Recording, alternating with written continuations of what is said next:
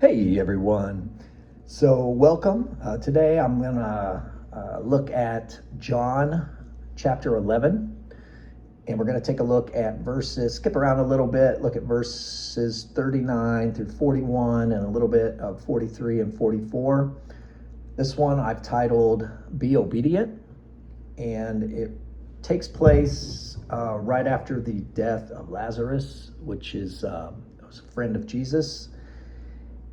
So that kind of sets the setting there. So John chapter 11, right after the death of Jesus' friend Lazarus, verse 39, it says, Jesus says, "Roll the stone aside."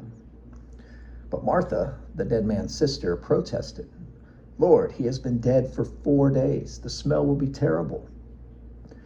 Jesus responded, "Didn't I tell you that you would see God's glory if you believe?"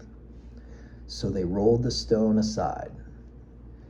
Then Jesus shouted, "Lazarus, come out." And the dead man came out. So here I want to actually focus on Martha.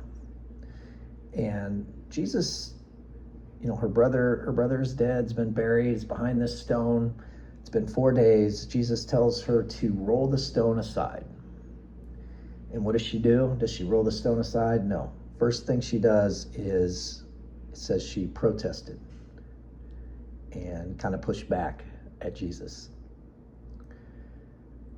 And I think, the lesson for us is when we feel like God is telling us to do something in our lives, we need to do a better job of listening and obeying those instructions, no matter, how crazy it may seem.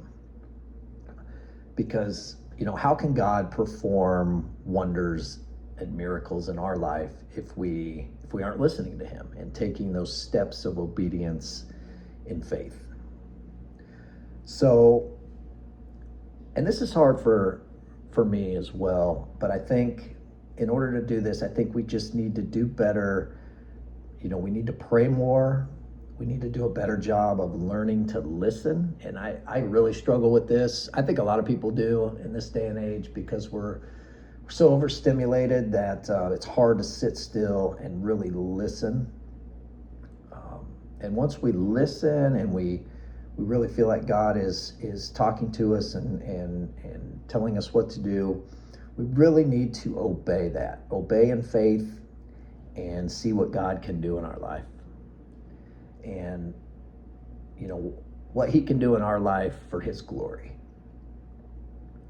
Again, for me, this is difficult. I have a hard time keeping up with a consistent prayer life, listening, and being obedient. So if you're like me and you struggle in some of those areas, I think the best thing to do is admit that to God and ask God to help you pray more and to be a better listener and to be more obedient. And if you do that, you're going to see some amazing things as far as what God can do in your life. Love you all. Have a great day. God bless.